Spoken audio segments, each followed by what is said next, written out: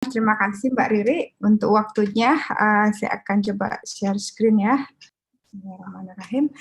Assalamualaikum warahmatullahi wabarakatuh. Selamat sore. Saya terima kasih sudah diajak berdiskusi nih, bukan memberi ceramah ya, seperti kata Bu Isnen tadi. Mbak Isnen, kita berdiskusi nih berbagai hal yang kebingungan kita juga ya Mbak Isnen ya, ini sebagai penggiat cagar budaya dan yang bergelut di sini. Kalau saya mungkin akan melihat dari perspektif yang berbeda dari Bu Isnen yang sampaikan tadi, yang lebih banyak dari authorized heritage discourse ya, dari perspektif ahli, bagaimana sebuah cagar budaya itu kita nilai dengan undang-undang, dengan ahli yang menilai dan sebagainya. Nah, hari ini saya bawa dari from below, dari heritage dari masyarakat. Sebenarnya apa sih nilai penting masyarakat? Nah, tadi kan nilai penting dari para ahli dari undang-undang sangat kompleks, yang dan sangat komplit udah ditelaah oleh Bu Isnen yang Masya Allah ya, dari Venice Charter udah dibedah. Dan bacaan kami saya lihat hampir sama, saya juga baca Alois Riegel tentang value, walaupun Riegel sendiri bingung ya ketika bilang asli, Riegel tanya, asli yang mana? Ke tahun yang mana kamu bilang asli? Apa asli ketika kamu temukan atau asli ketika bangunan itu pertama dibangun gitu kan? Alias Riegel menggelitik pertanyaan kita. Alois Riegel juga menggelitik kita, kalau kamu bilang cagar budaya itu harus tua, tapi kamu kan mempreserve-nya supaya dia nggak tua, katanya gitu kan. Katanya semakin tua semakin bernilai, tapi kamu bikin preservation, kata Riegel. Kan preservation membuat sesuatu nggak jadi tua. Nah, itu kontradiktif yang kamu lakukan, kata Riegel gitu ya. Kayak kita ya wanita ingin tetap cantik, kita berusaha pakai pelembab supaya nggak jadi tua misalnya gitu, atau sesuatu kita simpan di kulkas supaya nggak membusuk dan sebagainya. Nah, jadi decay and authenticity itu sudah lama ya, sejak 1902 udah diajak Riegel kita untuk berpikir gitu. Yang kamu maksud asli itu apa, yang kamu maksud tua itu apa, yang kamu maksud konservasi itu apa gitu, kata Riegel ya. Makanya sekarang kita lanjut nih, masih berpijak dari Riegel itu. Nah, tadi Mbak Isnen juga sudah menyinggung bahwa bangunan baru itu sukar ya untuk menjadi cagar budaya. Sementara nanti di penelitian saya akan kelihatan masyarakat kok yang baru pun cagar budaya sama dia ya, apa masyarakatnya nih yang nggak ngerti gitu, atau kita yang sebagai ahli selalu merasa kita the stewardship, kita penjaga cagar budaya yang harus menjaga, mengajari masyarakat bagaimana menjaga cagar budaya, sehingga mungkin disitulah terjadi pertentangan ya antara nilai kita dan nilai masyarakat gitu. Nah, latar belakang saya melihat ini, Kota Banda Aceh itu nanti akan ada sedikit sejarahnya mungkin. Itu sekarang mereka Banda Aceh ini masuk ke dalam P3KP ya, mendapat salah satu grand kota pusaka. Terus Kota Banda Aceh ini umurnya diperkirakan 800 tahun, tapi cagar budayanya nggak sebanyak kota-kota 800 tahun kalau dilihat dari fisiknya gitu ya. Nah, kemudian saat ini kami juga sedang membuat perencanaan tata ruang, sehingga ini menurut saya ada satu momentum yang baik untuk berbicara cagar budaya juga. Kemudian selama ini kebijakan Banda Aceh itu sejak habis tsunami, selain menjual pariwisata alaminya, juga menjual pariwisata budayanya, di mana salah satu dan duanya adalah wisata cagar budaya dan wisata disaster ya. Nah, disaster di sini panjang ceritanya nanti ya, bagaimana disaster itu sebenarnya merusak atau membuat cagar budaya ya, begitu. Nah, kemudian bagaimana kita memahami cagar budaya itu kalau menurut masyarakat apa sih? Apakah masyarakat itu selalu nggak pintar dan nggak bisa menghargai cagar budaya, atau kita tadi yang seperti saya bilang kan, kita yang sedikit berbeda mungkin melihat apa itu cagar budaya gitu ya. Kalau kita lihat tadi yang dokumen-dokumen cagar budaya dunia itu kan lahir dari pemikiran abad modern di Eropa ya, ketika SPAB Society for Ancient Building di Inggris bangkit gitu ya, ketika memori-memori perang sudah rusak ya bangunan-bangunan sebelumnya, kemudian munculnya modernisasi, sehingga melihat bangunan-bangunan lama itu penting. Nah, disitulah muncul awal-awal gerakan yang sering disebut dengan modern conservation ethos ya, sehingga lahir dari art kritik, arsitek yang membuat ini, dan arkeolog membuat undang-undang cagar budaya itu di dunia ya, sehingga nilai-nilai itu yang banyak ada di dalam pemahaman cagar budaya. Jadi nilai-nilai ketimuran kita ini tidak banyak sebenarnya sampai hadirnya yang tadi Bu Isnin sebutkan, Narrow Documentation of Authenticity 1994 ya, yang udah melihat kepada use salah satu nilai pentingnya, yang selama ini kalau kita orang arsitektur nih ya, kita kan paham pasti setuju, hampir semua setuju bahwa arsitektur itu about form and function ya, itu yang utamanya, walaupun nanti ada yang mencoba mendikotomikannya lagi, dia ada art and engineering, and then art function, structure and engineering. Tapi art and function itu adalah dua hal yang nggak bisa dipisahkan dari architecture. Nah, undang-undang kita di dunia ini selalu banyak fokus kepada pada form ya. Jadi function itu nggak terlalu banyak tergali, sehingga muncullah nanti pendekatan-pendekatannya preservasi buildingnya gitu. Functionnya terserah mau isi function apa aja, yang penting buildingnya jangan dirusak ya, dijaga gitu. Sehingga nanti kalau kita lihat di timur prakteknya akan berbeda kan. Di timur function itu sangat penting, sementara formnya itu yang seringkali diadaptasi. Misalnya di Jepang aja punya budaya merenew sirennya dengan yang baru ya, kuil-kuilnya gitu. Di suku-suku aborigin di Australia, di mana Bara Charter itu lahir, saya sempat tuh ke Kota Bara dan melihat bagaimana tradisi aborigin di sana juga. Nah, mereka tuh punya tradisi untuk misalnya merenew lagi lukisan-lukisan di goanya setelah 200 tahun. Nah, kalau kita dari perspektif ahli kan, loh kok direnew lagi, ini udah 200 tahun, nggak bisa. Nah, sementara bagi mereka merenew itu adalah menjalankan fungsi itu bagi sosial mereka. Nah, jadi presentasi hari ini sebenarnya ingin mengajak diskusi segenap pihak untuk memikirkan kembali pemahaman tentang peninggalan cagar budaya dalam konteks terutama pasca bencana ya, dengan memperhatikan keterkaitan bentuk dan fungsi. Kemudian mungkin akan mengkritik gagasan tentang keaslian cagar budaya itu hanya keaslian bentuk, monumental, dan estetis saja gitu. Kemudian mengapa? Karena memahami cagar budaya itu hanya benda, itu menjadi sangat mahal, terutama bagi kita developing countries ya.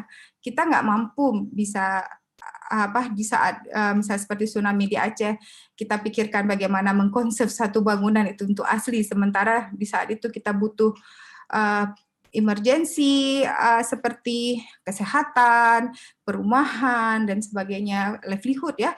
Nah, jadi kalau kita memikirkan cagar budaya itu seperti pemahaman Barat, yang juga dia telah mempengaruhi undang-undang kita lewat yang disebut Mbak Isnen tadi, Monumenten Ordonansi, itu memang cagar budaya kita kan awalnya dari sana ya, dari Undang-Undang 1930 itu warisan Belanda, yang mereka adopt dari cara berpikirnya bangsa Eropa tentang apa itu cagar budaya. Jadi konsekuensinya cagar budaya itu menjadi mahal dan membutuhkan sumber daya yang mahal untuk bisa direkonstruksi di pasca bencana.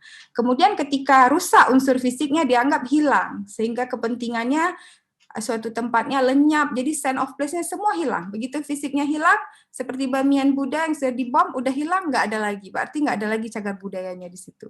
Nah, ini akan memberikan konsekuensi yang ternyata nggak mudah bagi masyarakat yang merasa memiliki cagar budaya itu.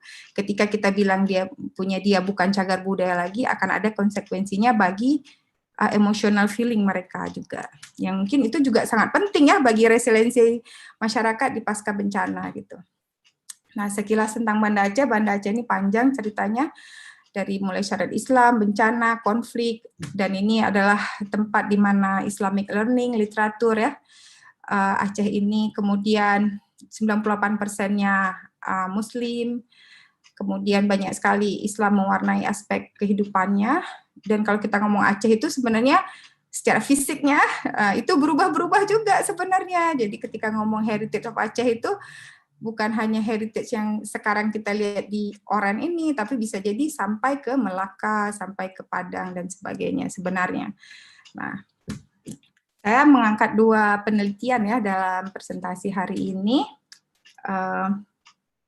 yang saya lakukan. Yang pertama, penelitian ini saya ambil dari S3 saya, yaitu menggunakan metode campuran pendekatan architectural anthropology.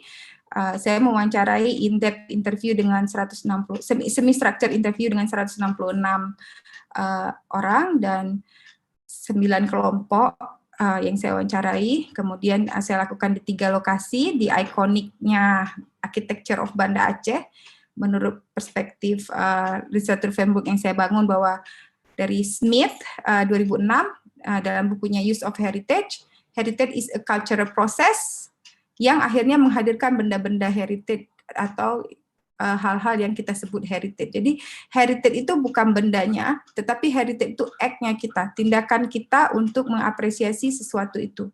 Tanpa tindakan heritage ini, benda-benda itu hanyalah benda-benda netral yang mungkin sama aja value-nya seperti Bu Isnen sebutkan tadi ya, value-nya masih belum tahu kita sampai kita melakukan act of heritage. Nah, jadi heritage ini sangat penting bagi identity formation and collective memory. Nah, jadi ada 3 tempat, Masjid Raya Baitur Rahman, Museum Tsunami, dan Masjid Tengku di Anjung.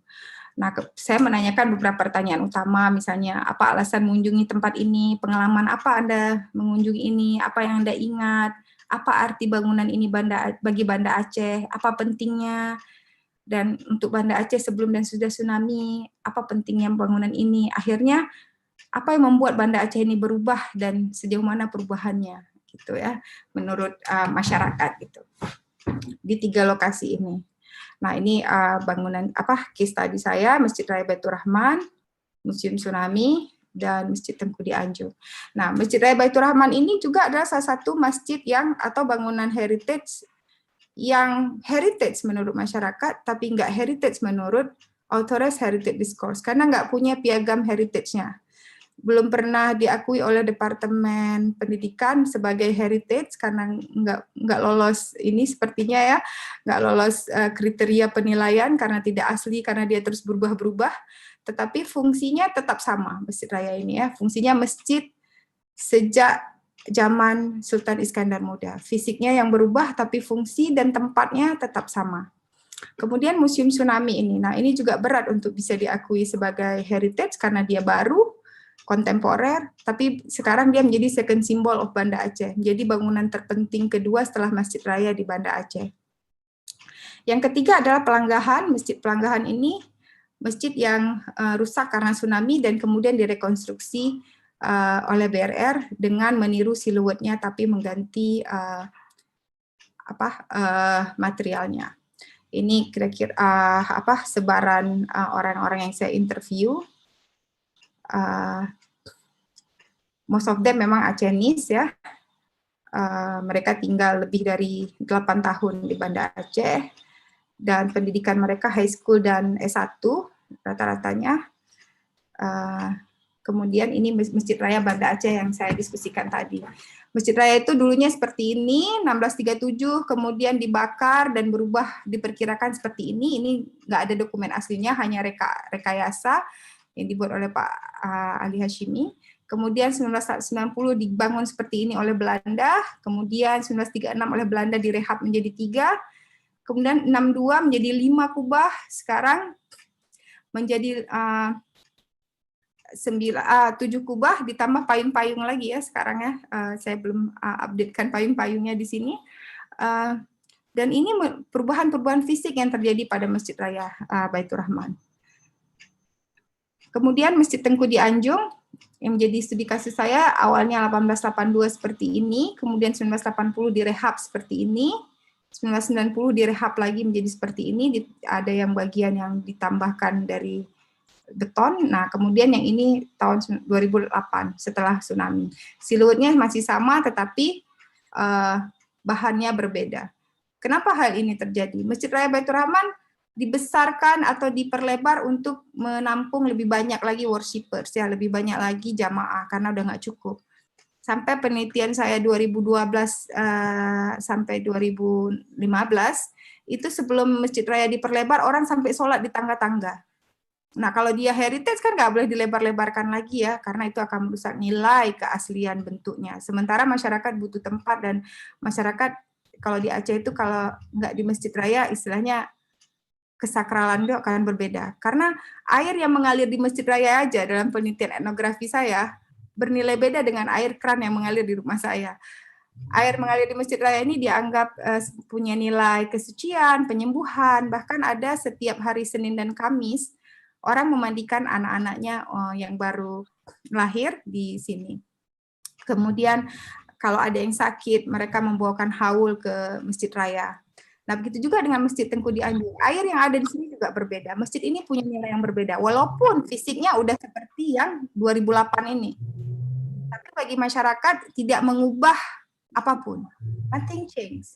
Nggak merubah, oh kalau fisiknya udah seperti itu, nggak Masjid Tengku Dianjung lagi. Atau Masjid Raya udah nggak Masjid Raya lagi, bagi mereka tetap itu adalah Masjid Raya, itu adalah Masjid Tengku Dianjung gitu ya. Jadi nilai fungsinya itu yang ada, nilai religiusnya yang lebih utama ya. Nah, kemudian saya melihat apa saja sih alasan mereka datang ke sana. Nah, rata-rata memang religius karena bangunannya religius, kemudian juga ada educational, recreational, dan untuk komemoratif. Nah, memori yang mereka ingat termasuk salah satunya memori tentang tsunami yang kita lihat rata-rata memang mengingat tentang historical and important events. Nah, jadi memori itu sangat penting gitu ya. Nah, physicality itu yang mereka ingat hanya 9% dan 4%, 10%. Jadi lebih besarnya kepada memori sense of place, memori tentang sejarah di Aceh dan sebagainya gitu ya. Nah, saya menanyakan sejauh mana perubahan yang terjadi pada bangunan-bangunan ini terhadap perasaan mereka. Nah, ada yang menjawab seperti ini. Saya tahu gedung ini, masjid ini pernah dibakar, dibangun kembali, diperbesar. Tidak asli, tapi masih sama bagi saya, katanya. Kemudian masjid itu sama, Masjid Raya maksudnya, dibangun dengan satu kubah, direnovasi. Mereka tahu, sadar semua itu. Berapa kubah, masjid ini direnovasi menampung lebih banyak jemaah. Sudah berganti, tapi semangat saya untuk datang dan sholat sini tidak pernah berubah. Untuk lebih dekat kepada Allah sepanjang waktu. Masjid ini adalah rumah Tuhan. Ini Bapak ini ya, berarti umurnya di atas 60 tahun. Kemudian yang generasi mudanya misalnya, Masjid Baitur Rahman adalah ikon Banda Aceh dengan sejarah yang panjang. Bangunannya tetap sama dan memang dilestarikan apa adanya. Nah, menurut mereka itu pelestarian gitu ya. Baru berapa kali dilakukan renovasi. Tidak ada yang rusak dan tidak ada yang perlu dibangun yang tidak ada baru dibangun. Nah, walaupun sudah berubah seperti itu di mata mereka, itu adalah konservasi gitu ya. Nah, kemudian berikutnya saya coba menggali lagi sebenarnya ini orang masyarakat ini apa sih pahamnya dengan cagar budaya dan pusaka. Saya melakukan lagi penelitian 2019 menanyakan pada 300 penduduk Banda Aceh tentang apa itu cagar budaya dan pusaka. Nah, frasa cagar budaya dipahami sebagai tempat dan seni yang memiliki nilai sejarah, budaya dan pendidikan. Mungkin sama ya dengan nilai yang disebut oleh Mbak Isnen tadi. Kemudian pemerintah dan masyarakat harus bekerja sama. Nah, pemahaman ini menunjukkan adanya tanggung jawab sebenarnya. Nah, masyarakat berarti selama ini kita bilang mereka nggak peduli dan nggak bertanggung jawab, ternyata merasa seperti itu, mereka merasa tahu gitu kan. Nah, kemudian pusaka dipahami sebagai benda atau tempat yang memiliki nilai sejarah, spiritual, dan budaya dari nenek moyang. Jadi rasa kekeluargaan dan rasa inheritance itu lebih tinggi ketika kita menyebut kata pusaka di sini. Nah, ketika saya tanya, apa sih pusaka Banda Aceh? Nah, mereka menjawab, kita lihat di sini, Rumah Aceh itu rating yang pertama, Museum Aceh, dan 9% ini yang unik adalah Museum Tsunami gitu. Yang bangunan yang kalau kita kategorikan dari umur, dari stylenya, itu enggak pusaka, karena dia masih baru ya. Nah, tapi menurut masyarakat itu pusaka. Nah, saya coba lagi juga dengan riset yang sama, saya petakan di mana sih pusaka-pusaka yang tadi disebut-sebut oleh masyarakat. Nah, dan ternyata memang ada di kota barunya Banda Aceh ya, di sini kota lamanya, ini kota barunya. Yang akhirnya ini selain disebut oleh masyarakat juga oleh oleh Undang-Undang Cagar Budaya oleh BPCB ya. Nah, ternyata memang ada di kota baru, bukan di kota lama sekitar sini. dan didominasi memang oleh banyak bangunan-bangunan yang masih ada, dan kalau kita juga misalnya melihat World Heritage List dengan definisi apa itu heritage, banyak disinggung oleh Mbak Isnen tadi, akhirnya yang banyak menguasai heritage, yang banyak punya heritage itu adalah bangsa Eropa dan bangsa Amerika, karena bangunan mereka masih banyak yang masih ada secara fisiknya, dan memang secara arsitekturalnya kita nggak bisa terbantahkan, bangunan mereka terbuat dari mansori ya, dari batu dengan teknik-teknik yang seperti itu. Nah, sementara kalau kita arsitektur sendiri juga sangat sadar bahwa awalnya pengertian arsitektur itu ya hanya grand building-nya di Eropa, punya kita bukan. Kapan mereka memikirkan bahwa yang di luar itu adalah arsitektur? Setelah adanya orientalis, kolonialisme, pergi ke negara-negara di luar non-European melihat apa itu, bahwa di sana ada juga yang disebut architecture gitu ya. Ya akhirnya mereka pun menamakannya macam-macam, ada menamakan tradisional architecture, ada menamakan vernacular architecture, yang akhirnya dikritik juga kan oleh Pak Yosef Priyotomo bahwa penamaan-penamaan seperti ini sebenarnya membuat architecture di luar barat itu tetap sama, tetap tidak sama dengan yang di barat, yang grand building, estetis dan punya nilai art, kata beliau. Jadi makanya beliau mungkin semangat memberi namanya arsitektur Nusantara ya, Pak Yosef. Nah, jadi dengan berangkat gitu, akhirnya ya heritage ya begitu juga, karena framework-nya tadi lebih banyak grand building aesthetics. Akhirnya bangunan-bangunan yang ada di luar Eropa ya nggak masuk arsitektur, terutama daerah-daerah yang full bencana, yang terus diancam bencana seperti kita Indonesia, kita di Ring of Fire. Di Aceh sendiri penelitian dari Pak Edward McKinnon, arkeolog, menemukan ada beberapa struktur yang udah ada di dalam tanah, di dalam laut. Dan Aceh sendiri kalau kita melihat dia adalah Aceh Lesago, Aceh tiga segi, harusnya ada Indra Puri, Indra Patra, dan Indra Purwa. Indra Purwa ini sudah tidak ada lagi. Harusnya ada 3 masjid di situ. Nah, ada 3 benteng ya. Nah, benteng Indra Puri masih ada, benteng Indra Patra nyaris masuk ke laut, sedikit lagi ketika tsunami kemarin makin membuat dia semakin dekat ke laut, Indrapurwa sudah tidak ada lagi. Nah, bagaimana kita mau mengklaim ya kita punya heritage kalau seperti ini terus? Nah, sementara heritage kita juga di bawah ancaman bencana juga terus. Nah, sebenarnya the word cagar budaya or heritage in English itu sebenarnya punya different value ya, kalau kata ini Al Castrom, Tyler, dan penelitian saya 2017. Karena di Asia heritage itu impermanen. Karena building di Asia mostly itu dibangun dari kayu dan dia perishable structure, dan religious and philosophical belief that material is impermanent itu adalah bagian dari nilai-nilai di Asia bahwa material itu impermanen, termasuk di hampir semua agama di East Asia juga di Asia lebih mengagungkan kepada spirit ya. Nah kemudian menurut literatur ini, rebuilding and reconstruction have become long time part of Asian conservation practice ya. Jadi rebuilding, rekonstruksi itu sebenarnya bukan hal baru gitu ya.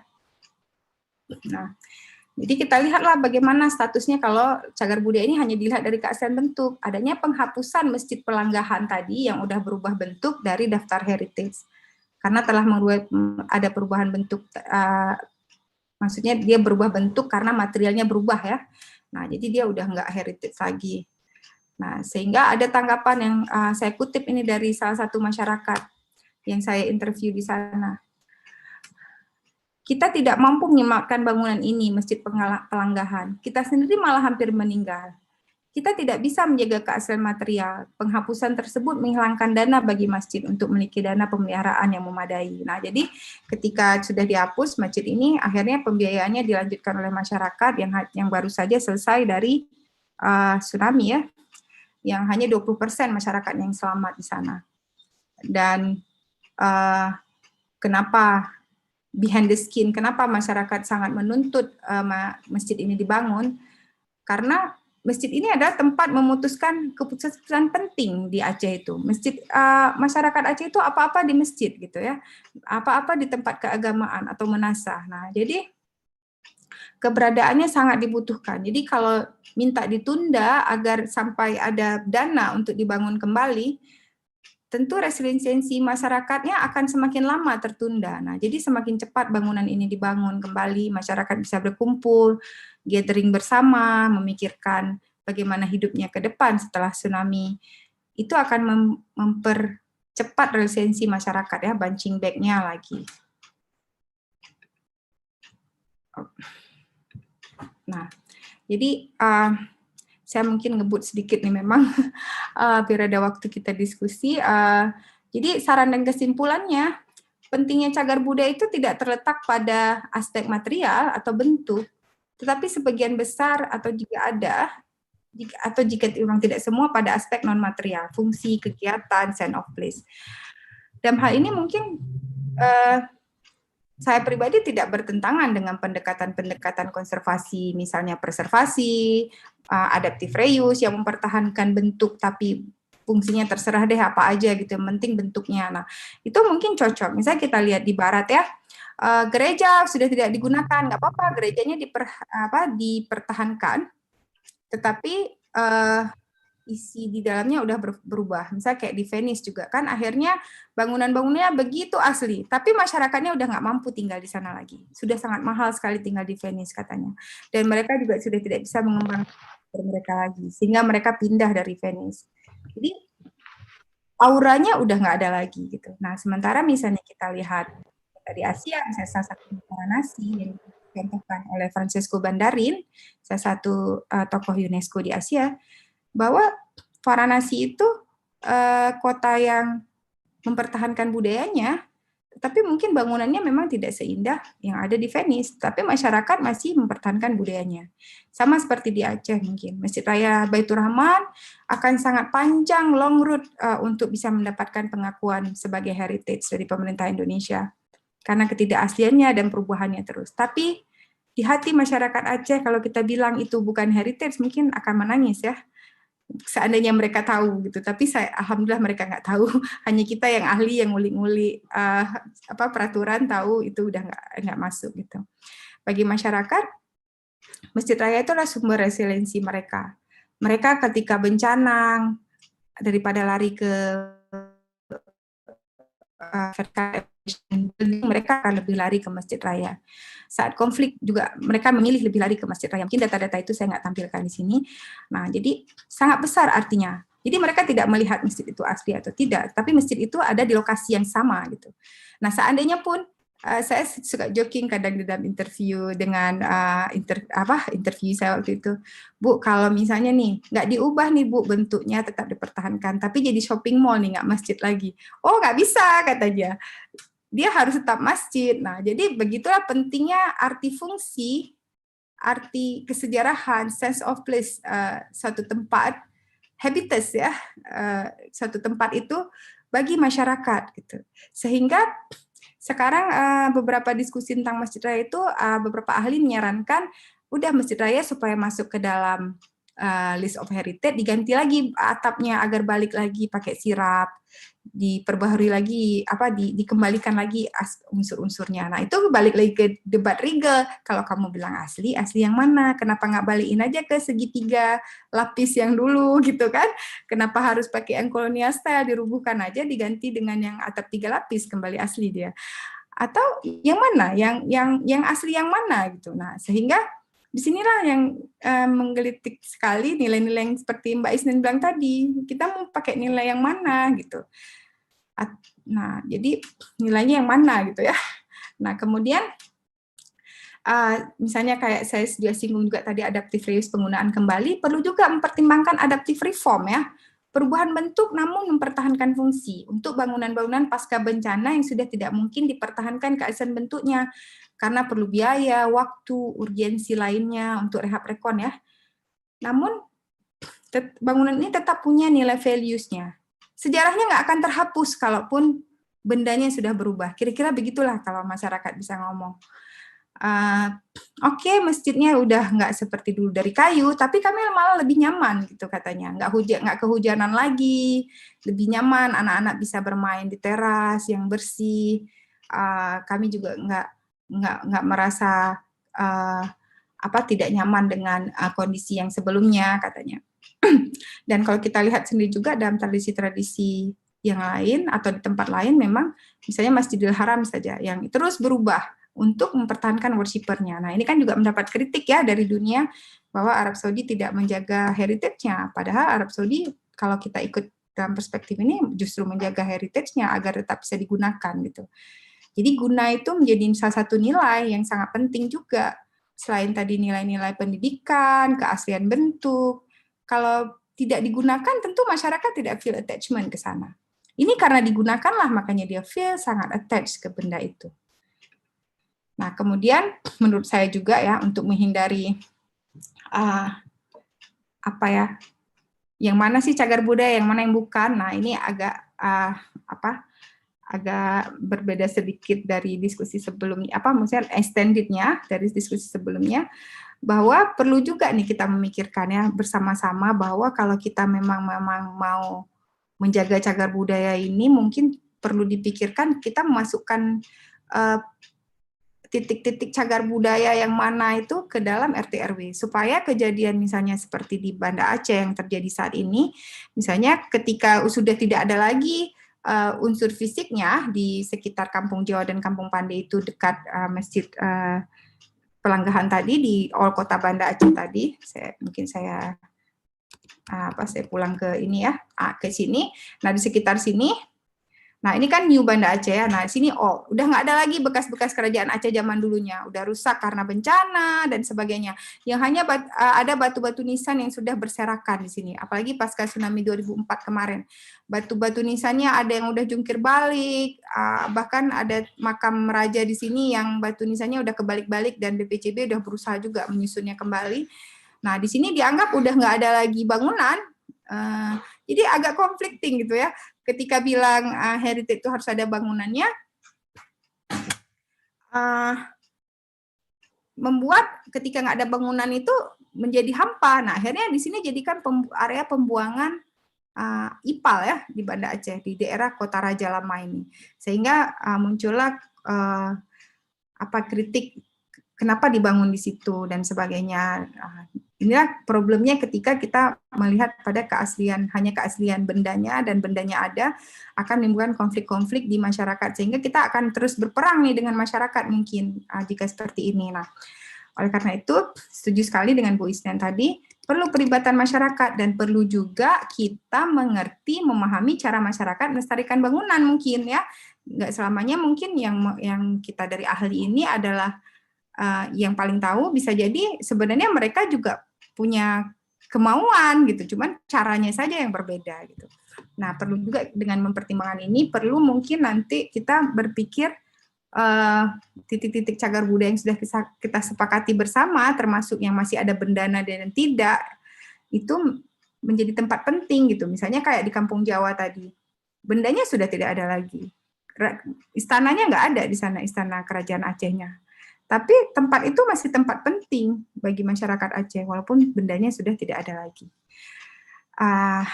Demikian, terima kasih untuk menjadi peduli, karena menurut penelitian saya, masyarakat itu juga sebenarnya peduli gitu. Mungkin caranya yang berbeda. Ya, demikian Mbak Ririk. Assalamualaikum.